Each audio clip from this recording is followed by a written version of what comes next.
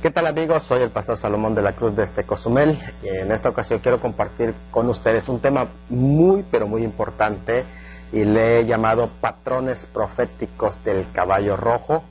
Ya en su momento vamos a explicar qué son los patrones proféticos. No vamos a extendernos demasiado, pero sí vamos a estar hablando de ellos. Patrones proféticos del caballo rojo, que prácticamente es el segundo sello.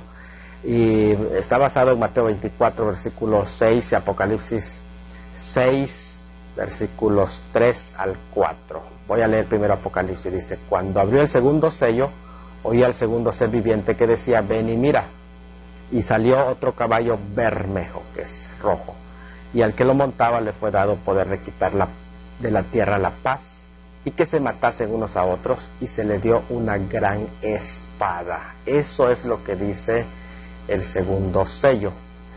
Vamos a Mateo 24 y ahí vamos a comenzar ya la explicación. Mateo 24, 6: oíais de guerras y rumores de guerras, que es coincidente con el segundo sello.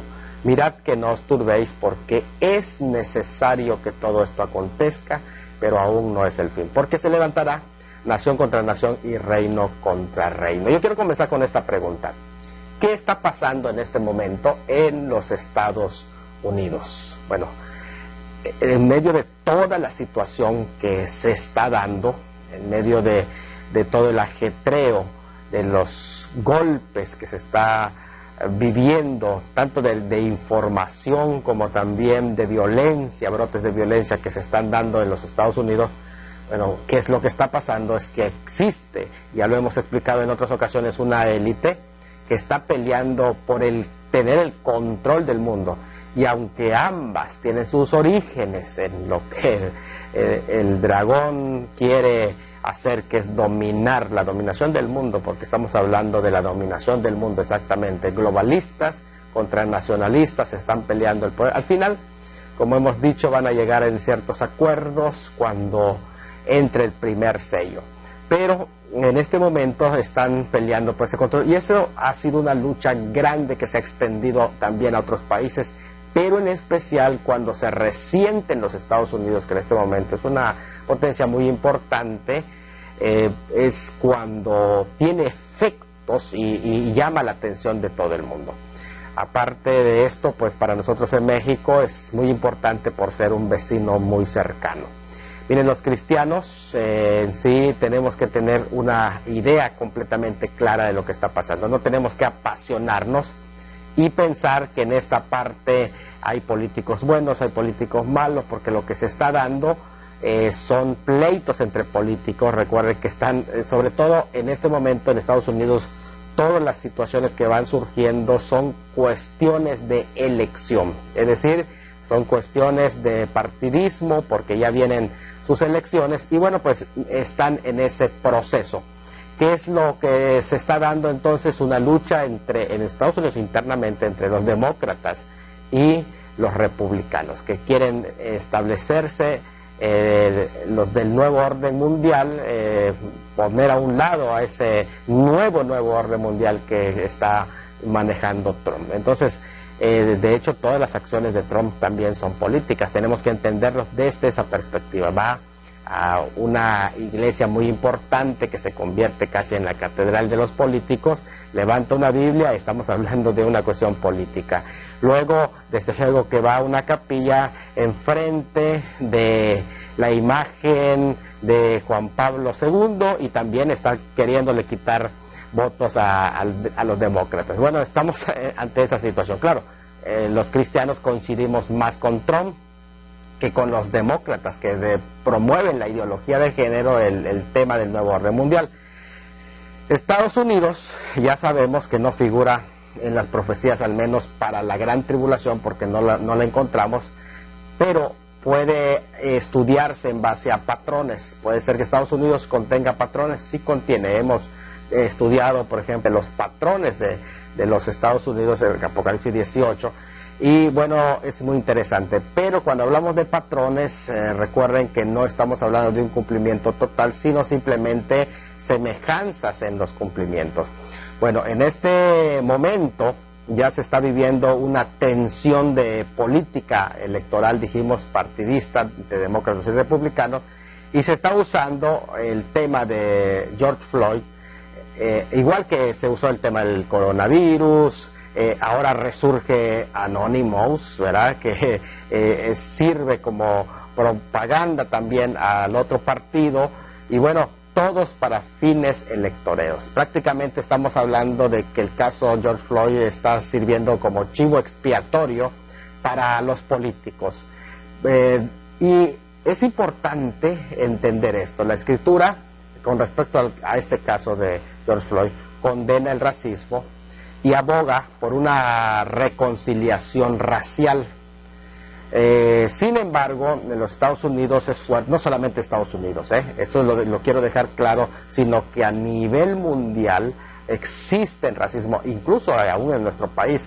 Cuando hablamos de las muertes, no solamente de la gente de color, incluso dentro de la misma gente de color, se matan dentro de ellos, y muchos de ellos también tienen racismo hacia los blancos. De hecho, hay una lista en la que hay más blancos asesinados que precisamente gente de color. Es interesante de cómo se van dando estas cosas, pero la Escritura aboga por una reconciliación racial, ¿verdad? Y estamos también nosotros como cristianos a favor de los derechos humanos, y que nosotros tenemos que ser número uno en promover los derechos humanos contra toda violencia. La abolición de la esclavitud incluso ha sido influencia de la Biblia. Muy curioso que fueron los republicanos los que fueron influenciados por ello y encabezaron esta lucha en contra del racismo. Así que podemos decir que en todos los países sí existe discriminación, pero en Estados Unidos, por ejemplo, no hay discriminación legal, es decir, la ley no respalda la discriminación, ha sido abolido. Ahora, se dan las situaciones a nivel social, sí, pero no hay que confundir una condición social con una elección de vida, porque la ideología de géneros, estamos hablando aquí, las minorías que usan este caso con fines políticos operan y llaman a este hecho una discriminación si se les acepta legalmente muchas veces sus gustos, por ejemplo, el no aceptar dentro de las constituciones el modelo que proponen o desfigurar el concepto de familia, entonces se le dice que se está habiendo discriminación dentro. Así que tenemos que tener mucho cuidado porque es un lenguaje de la ideología de género, el tema de la discriminación. Pero tan condenable es el racismo como condenable es la violencia. Tanto el racismo está siendo condenado, y no estoy diciendo que este acto fue un acto de racismo, es posible que sí también, pero también es condenable la violencia que se ha surgido en base a este tema y que se está agrediendo a las personas, incluso muertes de policías y todo eso no lo aprobamos los cristianos. No podemos participar en ninguno de estos actos vandálicos. Desde luego que tenemos que manifestarnos en contra de las injusticias, pero no de esta manera.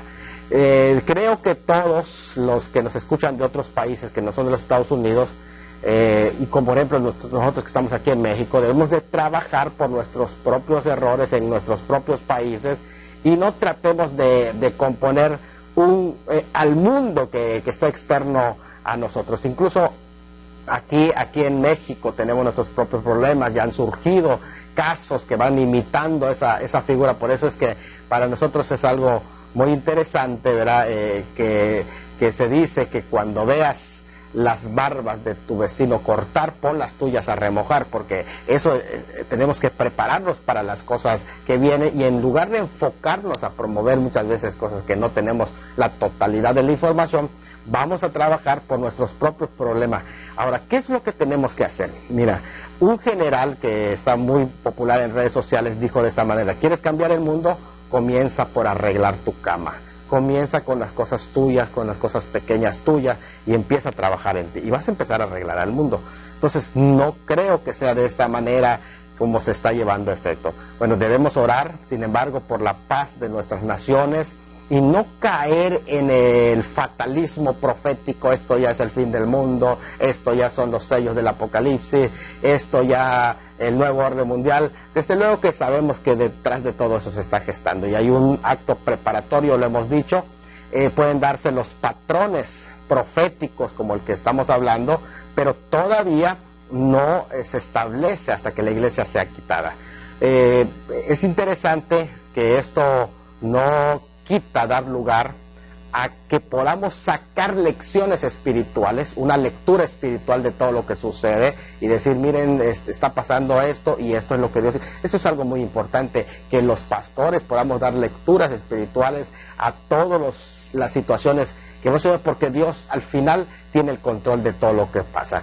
La Biblia es un libro poderoso al ser un libro espiritual y por lo tanto todos los actos que se hablan, que se dicen en la Escritura repercuten y tienen efectos dentro de nuestra sociedad. Muy bien, dicho esto, que hablando de este punto de situación de violencia que está pasando, casi como una especie de preparación a un golpe de Estado a nivel interno de Estados Unidos, que oramos para que no se dé, pero eso me llamó la atención y es la razón por la que estudiando el segundo sello, pero comenzando con Mateo capítulo 24, lo que es prácticamente el versículo 6, donde dice, de guerras y rumores de guerra, mirad que no os turbéis, porque es necesario que todo esto acontezca, pero aún no es el fin. Cuando usa la palabra, es necesario que todo esto acontezca. La expresión del griego que aparece para necesario es dei, que es un verbo impersonal y se refiere a una necesidad lógica, pero también señala una necesidad que está enraizada en la voluntad de Dios, es decir, es la voluntad de Dios que pase, y porque si no fuera la voluntad de Dios no pasaría en lo que ha sido decretado en los planes de Dios. Es como por ejemplo cuando se decía porque es necesario que el Hijo del Hombre fuera entregado en manos de gentiles y muriese y resucitase al tercer día, como dice Mateo 16:21. Era necesario, Cristo padeció cumpliendo todo lo que estaba escrito en el Antiguo Testamento. Era necesario que de esa manera se cumpla. Y cuando se está diciendo aquí, era necesario que todo esto acontezca, está diciendo que es necesario por la naturaleza profética de este discurso que tiene que cumplirse. Y cuando dice que es necesario que esto acontezca, está dándole características apocalípticas a esta parte, por lo tanto, algo que es necesario, que debe ser cumplido. Necesario de ahí también se refiere a una necesidad más allá de la comprensión humana, pero que está arraigada en la voluntad. ¿Por qué está pasando? Dios tiene todo el control y a veces tal vez no comprendemos toda la escena, pero tenemos que saber algo, es necesario que todo esto acontezca. Es necesario que esas cosas acontezcan en el futuro, pero el Señor le está diciendo a sus discípulos que estos sucesos no señalan el fin del siglo. Esto es muy importante, por eso es que tomo este pasaje, porque le está diciendo, todavía no es el fin del siglo. Aquí la palabra fin se utiliza la palabra telos, que está hablando que ya es el final de todos los eventos. No, de esos eventos apocalípticos todavía no. O sea, no pensemos que esto ya vino al fin y con esto ya se acabó el mundo y van a tirar una bomba atómica. No, esto no va a pasar de esa manera en este momento, porque son acontecimientos preparatorios. Es interesante que aquí lo que se está diciendo es que hay todavía una serie de eventos que se requieren cumplir para que pueda venir el fin. O sea, la advertencia del Señor tiene un claro propósito aquí, para que sus seguidores no sean engañados. Eso es lo que está diciendo.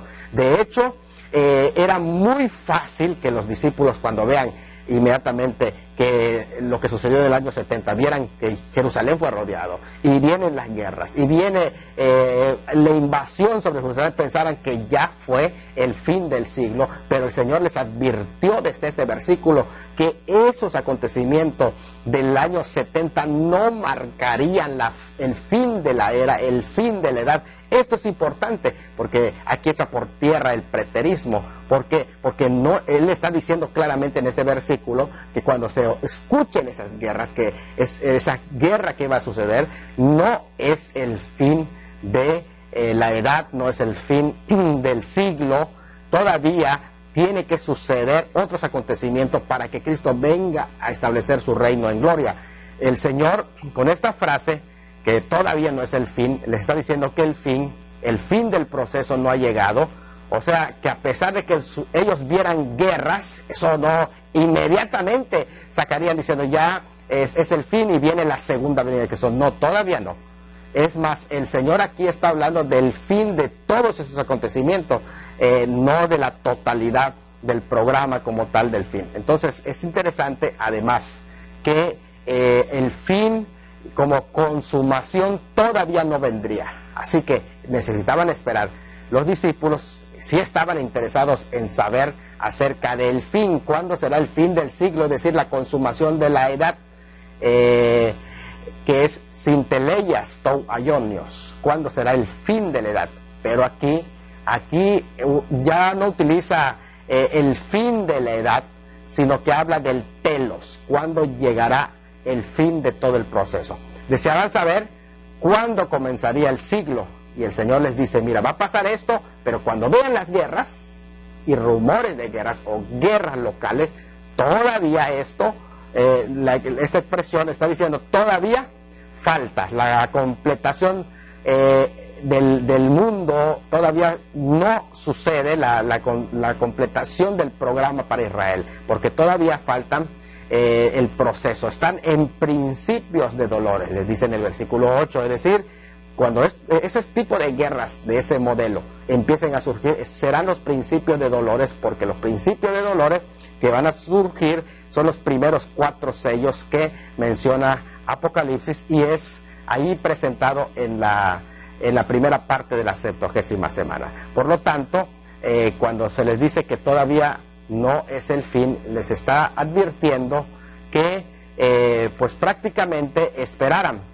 ¿Serían estos posible que se den guerras y rumores de guerras antes? Sí, serían patrones proféticos. Como los del año 70 es un patrón profético, pero todavía no es el principio de dolores.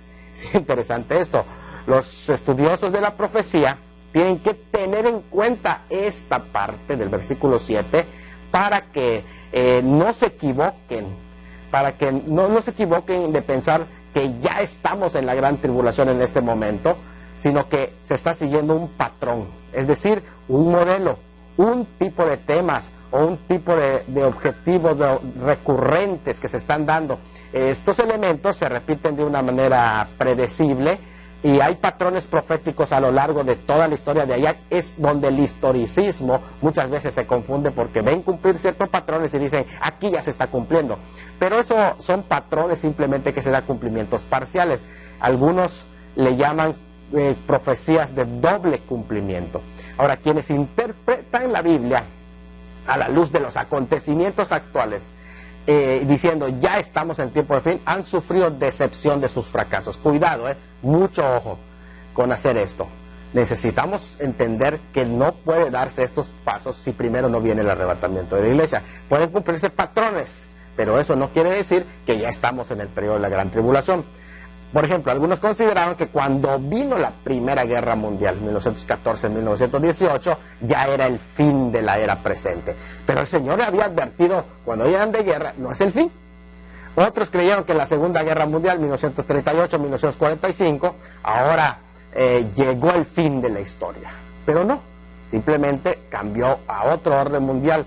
Y ambas conclusiones de estas dos guerras terminaron en fracaso, porque no llegó el fin. ¿Por qué? Porque fueron conflictos sí mundiales, pero no afectaron a la profecía bíblica, porque todavía no había sucedido el evento importante que es el arrebatamiento de la iglesia. Ahora, la escatología, vemos que ha sufrido en manos de sus enemigos, pero también ha sufrido en manos de sus amigos. Así que se debe tener en cuenta esto cuando nosotros entendemos. No puede desatarse los sellos allá arriba si la iglesia no es llevada para que sea alrededor del Cordero una testiga. La testiga la iglesia redimida sea testiga de que el Cordero es digno y esté allí para decir, con su sangre nosotros fuimos redimidos y el Cordero es digno.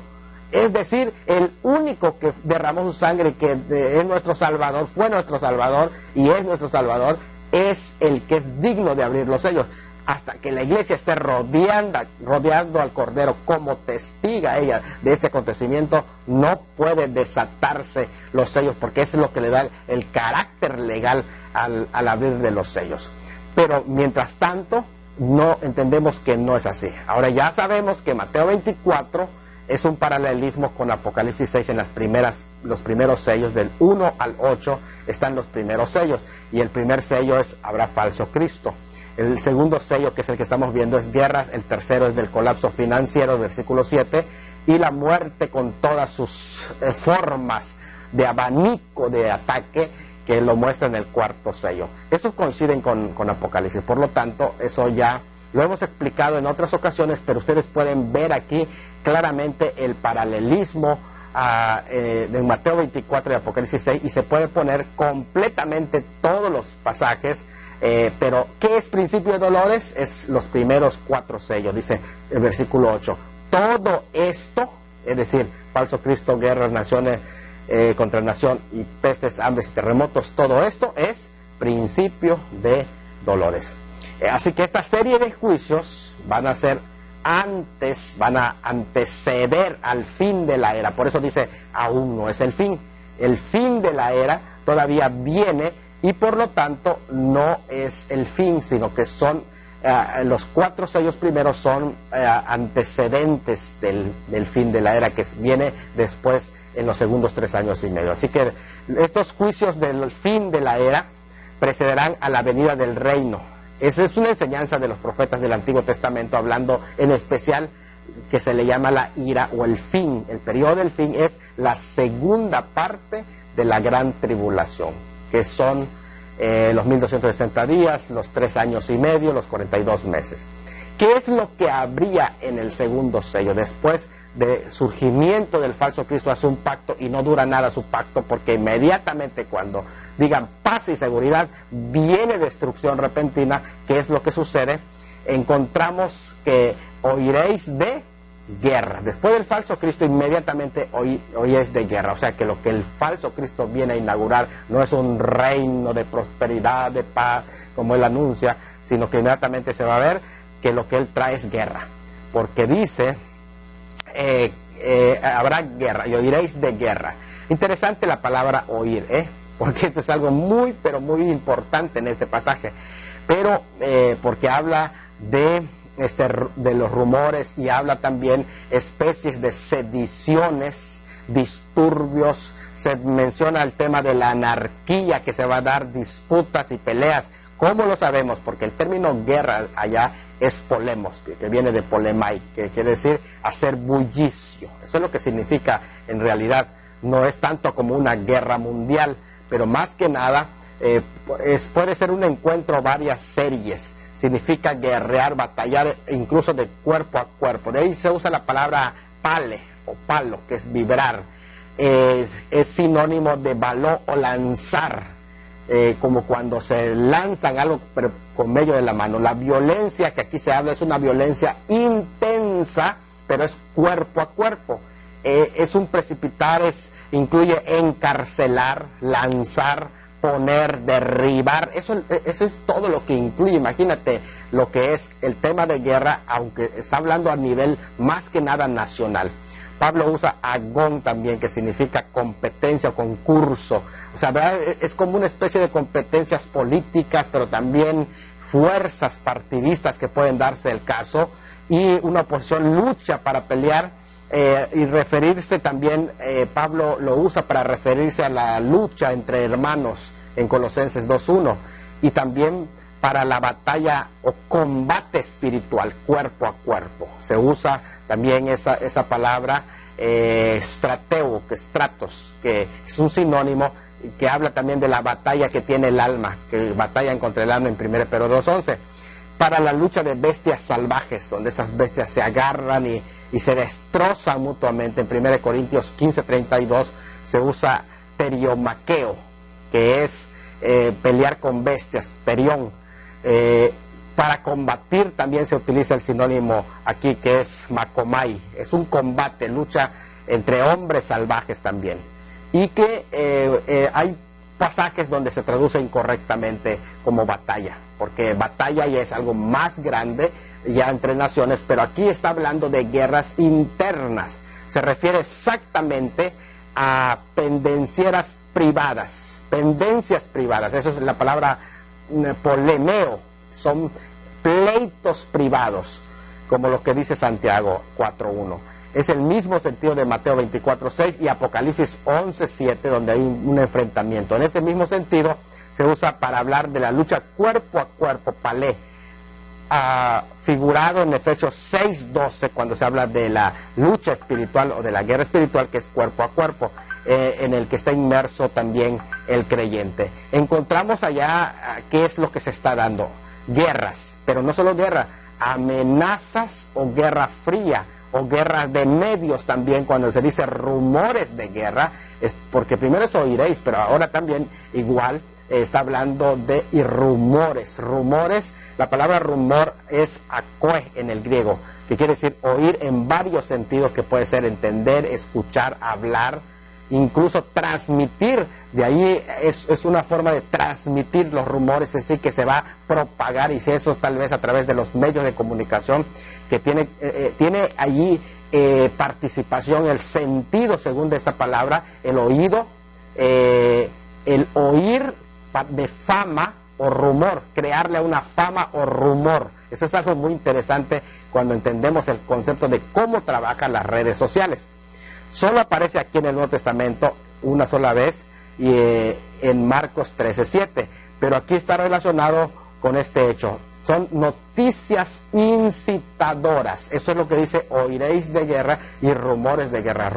Estamos hablando de los rumores como noticias incitadoras. Estas guerras locales lo que van a llevar es a un conflicto internacional, es decir, que van a ser el punto de inicio para trasladarse a lo más grande. O sea que el Señor está describiendo en este segundo sello, en este caballo rojo, en esta descripción de Mateo capítulo 24, oiréis de guerra y rumores de guerra.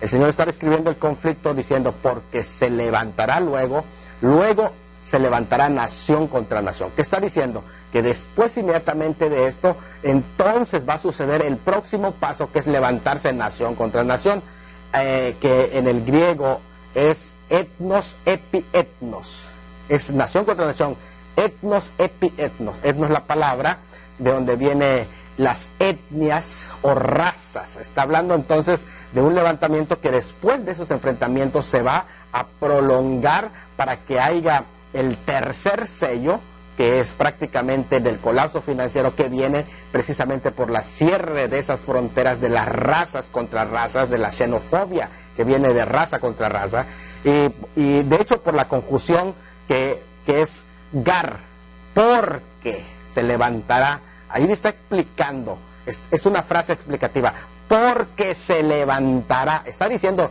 de que esas guerras van a llevar al levantamiento del enfrentamiento de razas. Y esto es algo explicativo. Es muy interesante lo que se está viendo en las noticias, porque es un patrón que va a seguir, pero es un patrón pequeñito a lo que viene en dimensiones enormes, de tal manera que esto va a producir levantamientos en las naciones. Y esto está uniendo entonces el segundo sello con el tercer sello. Así que la escena se va a ampliar en el versículo 7 que estamos viendo. O sea que lo que comenzó a nivel local, que la guerra ahora se convierte en un problema internacional o quizá universal, y esto es lo que el versículo da a entender, y tal vez va a desembocar en el cuarto sello, en donde sí vienen las muertes, incluso de una tercera parte de la población del mundo. Y de hecho el verbo levantar, que allí que se dice se levantará, es en un futuro indicativo que significa levantarse en contra. Por lo tanto, todo lo que es la sección de las regiones del mundo en el que van a dividirse las naciones y que van a estar en conflicto entre ellas debido a los problemas nacionales que van a tener o de regiones que va a haber.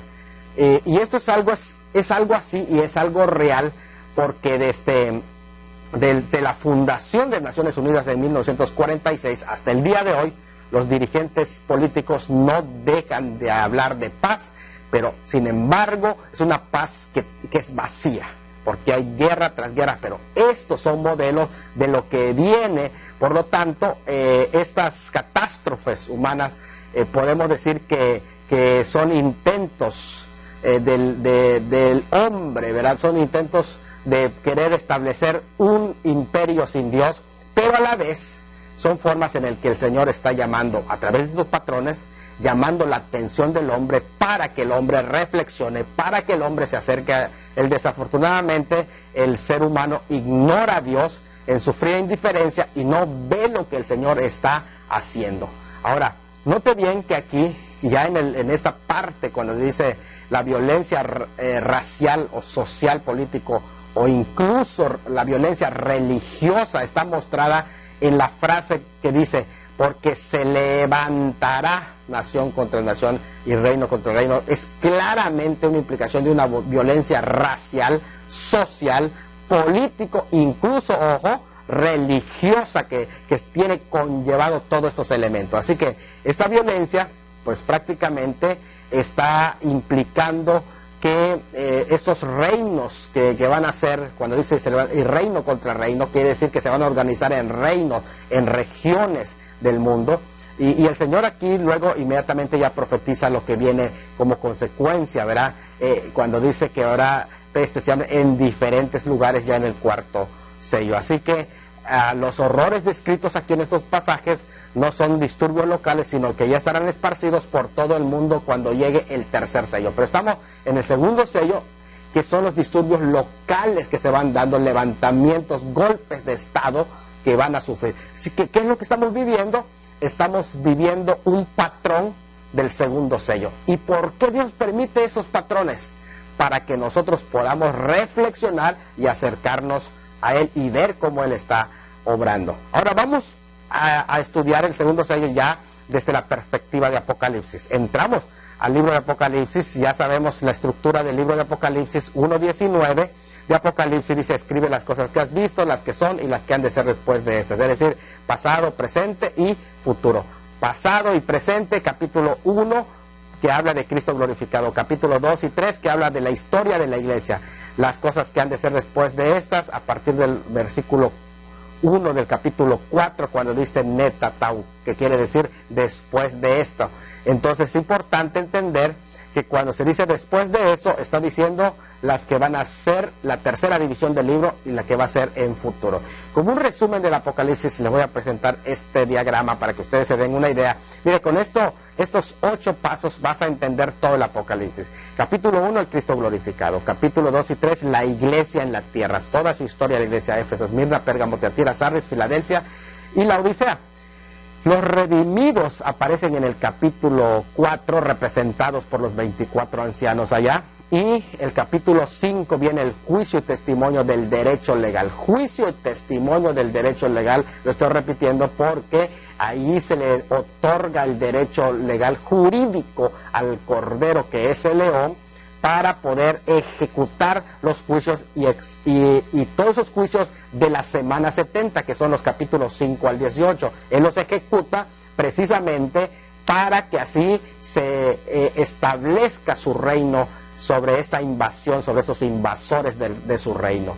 El capítulo 18. En el capítulo 19 es la venida en gloria, el capítulo 20 el reino milenial, y el capítulo 21 y 22 el reino eterno. Así que con esas 8 partes encontramos al Apocalipsis. Así que el capítulo 4 nos abre los redimidos, y del 5 el testimonio legal, donde el Cordero abre los sellos, y en la semana 70 comienzan los primeros sellos ya a correr.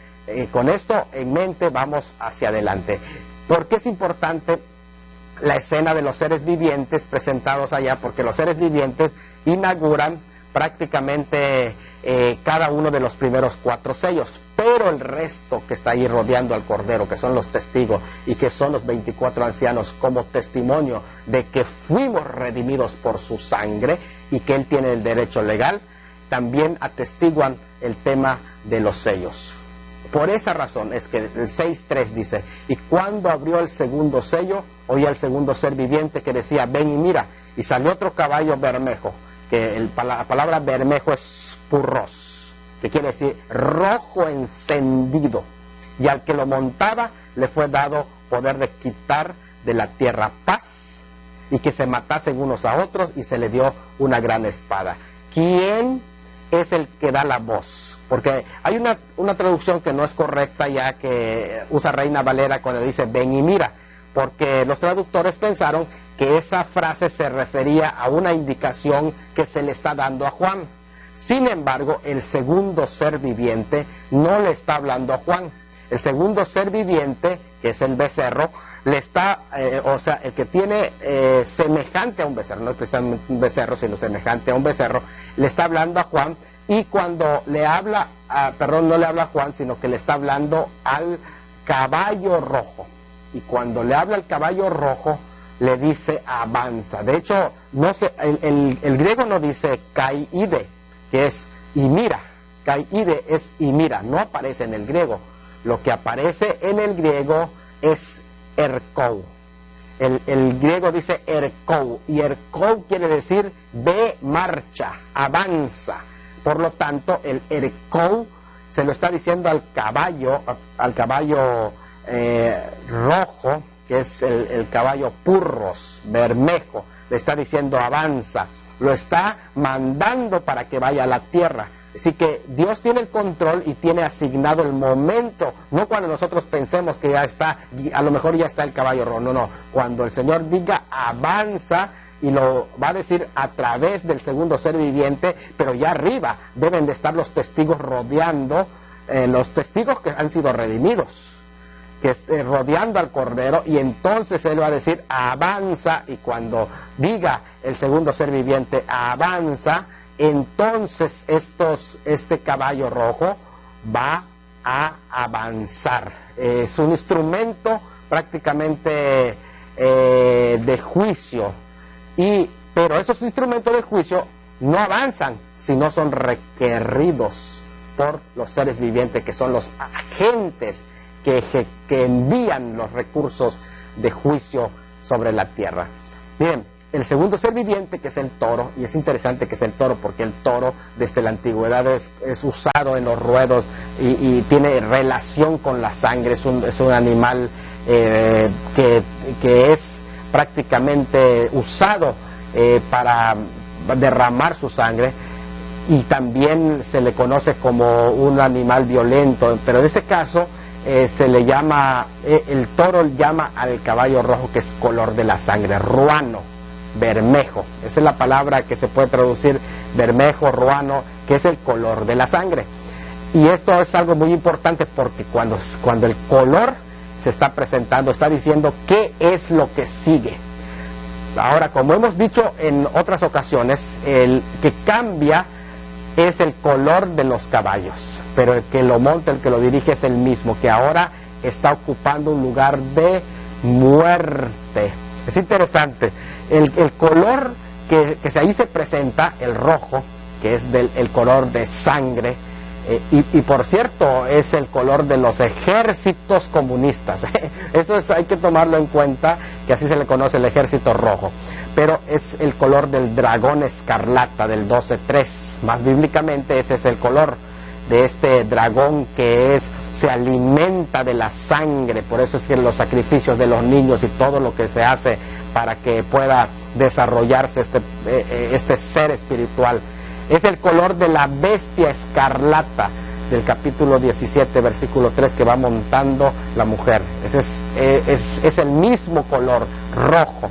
Y es el color del planeta rojo, que se le dio el nombre de Marte, y usaba el dios romano de la guerra, que es Moloch, el fenicio de Canaán, al cual se le sacrificaban hijos. Esto quiere decir de la relación. Vean, noten bien esto, la relación que tiene esto, la relación que tienen los ejércitos rojos, la relación que tienen todos estos ejércitos con precisamente esta ideología que sacrifica a los hijos, que es un culto a Moloch, que es un derramamiento de sangre. Así que nos damos cuenta que por allá es el mismo sistema de prácticamente que se está manejando allá en este caballo. Así que Es interesante eso. Tomémoslo en cuenta para un análisis más profundo de qué es lo que se está dando. Dice que se le dio, es una palabra que se utiliza ya para hablar precisamente de cómo es que Dios sigue al control. Por eso dice se le dio. ¿Qué cosa se le dio? Bueno, se le dio dos o tres cosas, mejor dicho.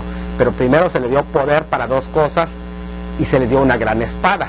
Así que se le dio poder de quitar la paz sobre la tierra. Es decir, que inicien sediciones, disturbios, golpes de Estado, guerra civil contra estados nacionales, que se maten unos a otros, es decir, una carnicería, un asesinato despiadado, asesinatos mutuos.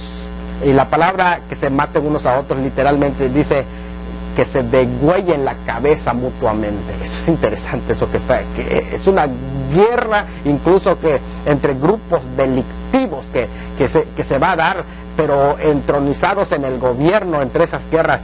Es súper interesante lo que aquí se está diciendo. Pero también dice, y se le dio una gran espada. Así que esas tres cosas, de quitar la paz de la tierra, ¿qué cosas son? Son guerras nacionales, que estamos hablando de sediciones, disturbios, golpes de Estado, guerras civiles contra otros estados, guerras internacionales también, porque cuando hablamos de guerras internacionales, también recuerden que este es en la punta de lanza. Los disturbios internos van a catapultar para las guerras internacionales, en donde proféticamente posiblemente se va a cumplir el Salmo 83, la profecía sobre Siria y la guerra de Gog y Magog. Es posible que sea en esta parte donde se den ese cumplimiento, o posiblemente hasta el cuarto sello, pero es muy probable que aquí es donde comience con este derramamiento de sangre a darse estos elementos. Dice, y que se matasen unos a otros. Aquí la palabra matasen unos a otros, como dije, es cabeza degollada, es un asesinato mutuo, o sea, entre ellos se van a cortar la cabeza. Esa es la palabra que se utiliza. De hecho, ¿sabes qué es lo que está indicando ese texto? Está indicando una carnicería tremenda, un asesinato despiadado entre hombres como nunca antes se ha visto, una guerra devastadora, una vasta destrucción, pérdida de vidas humanas a morir a lo más. Cuando dice unos a otros, incluye la xenofobia como nación contra nación o etnos contra etnos, es decir, que vean que está presente eso, o por lo menos se va a utilizar como arma de ataque de grupos de minorías. Se van a levantar las minorías y va a suceder todas estas situaciones de golpe de Estado. Ahora, dice que se le dio una gran espada. La palabra gran espada es macaira, megale, macaira, megale, gran espada. Es decir, en realidad es una gran espada, pero es corta para pelear de persona a persona. Es un cuchillo grande en realidad lo que se da. Es un arma corta de un solo filo, usada en la lucha cuerpo a cuerpo, como en Efesios 6:17, donde se menciona precisamente, ese es el inicio de guerras, no el final, no el final de las guerras, pero sí el inicio de las guerras que se van a estar dando. Y esto es algo muy importante que vamos nosotros a entender. Como dije, es posible, ¿verdad?, que aquí comiencen a darse las guerras, pero van a ir aumentando. En el tercer sello va a ser algo fuerte entre naciones, que va a llevar al colapso financiero del tercer sello, y el cuarto sello es donde ya va a explotar en su totalidad, pero aún no es el fin. Es interesante esto, la daga que aquí se menciona coincide con el alfanje curvo usado desde la antigüedad por los árabes. Bartina lo traduce como cimitarra, que es una derivación italiana del shamir persa y sirve en Occidente para referirse a cualquier sable o curvo musulmán oriental, una daga curva musulmana. Esto es algo pero muy interesante. Sin embargo, cuando hablamos de esto, cuando dice se le dio una gran espada, algunos especulan que se refiere, o es posible que se refiere, a todos los instrumentos de amenaza de guerras nucleares. Tenemos por allá, por ejemplo, a los submarinos de guerras nucleares como el Hoyo, el Triomphant, el Vanguard, el Tifón, todos estos. Y tenemos los personajes de guerra que estamos entendiendo que están al frente dentro de lo que destaca los Estados Unidos con sus misiles Tomahawk, que prácticamente tienen un margen de error de 10 metros, pero pues eso es absolutamente nada para el radio de acción que tienen. Tenemos también el submarino Tridente y los juguetitos, ¿verdad?, que tienen estos personajes con los que amenazan al mundo. Ya prácticamente Rusia en este momento es primera potencia nuclear con el misil hipersónico, y esto es algo muy tremendo, que en el segundo sello dice que se le dio una gran espada. Esto es algo súper fuerte. ¿Qué concluimos diciendo? Bueno, concluimos diciendo que hay que conducirnos en este momento con mucha prudencia en lo que vemos de las noticias y no proferir una interpretación acelerada. No sirvamos tampoco, mis hermanos, como propagadores de noticias alarmantes y bélicas, de tal manera que inciten al levantamiento. Cuidémonos de no participar de actos vandálicos, sobre todo en tiempos de elecciones y de política en Estados Unidos. Tengamos mucho cuidado de los fake que están circulando por ambos lados. Una cosa que decimos es: pronto nos vamos. Aquí yo quiero retomar de nuevo Mateo 24 para concluir, cuando el Señor les dice: no os turbéis. No os turbéis. En ese mismo versículo 7 dice: cuando oigan todo esto que está pasando, no os turbéis. Y la palabra turbar allá es sroreo de dremai, que quiere decir lamentar o clamar. Todavía no es el momento de que ustedes se aterren, no se turben, no se conturben, en la palabra. Y esta palabra no se turben viene de turba, tumulto. La palabra no se turben, no hagan alboroto, porque la palabra turba habla de una multitud desorganizada, en contraste de demos, porque demos, o laos o etnos también se traduce pueblo, pero la palabra que el Señor dice: no os turbéis, tiene que ver con que no participemos en esas cuestiones desorganizadas. En primer lugar, se relaciona con alboroto, o para aquellos que alborotan, no se alboroten, no participen en alborotos, por favor, no tomen partido en este momento. Recuerden esto, que somos hermanos, y de pronto, tal vez dentro hay hermanos que son demócratas y otros son republicanos, y yo decía, los cristianos simpatizan más con Trump por la ideología, pero tal vez hay alguno que es demócrata. No se peleen por esas situaciones, lo que está diciendo. Pero también la palabra aquí es sinónimo de tarrazo, que significa agitación o perturbación, revolver o conmover. Es sinónimo de suken, airo, turbar el alma. O sea, también no tengan aquí en el alma, tengan paz. ¿Y saben qué? Precisamente dice que los judíos se habían turbado porque Cristo, en Juan 10:24, ya no nos turbes, decláranos si tú eres el Cristo. Y cuando dice no os turbéis, significa esto: en primer lugar, todavía no se aterren, lo peor está por venir. Ya cuando le dicen el tercer sello, no participen en alborotos de turbas, les está diciendo, necesitan conservar la calma si quieren sobrevivir. Eso es lo que le está diciendo, y les advierte a los que ya están dentro del periodo del tercer sello. Aguanten. No hay sorpresas para ustedes, pero todavía faltan más cosas. Aguanten. Eso les está advirtiendo a los del sello. Y a nosotros que no hemos entrado allá, ¿qué es lo que nos conviene? Nos conviene entender que vamos a tener paz, porque el Señor, antes que las cosas se pongan más duras, viene por su pueblo.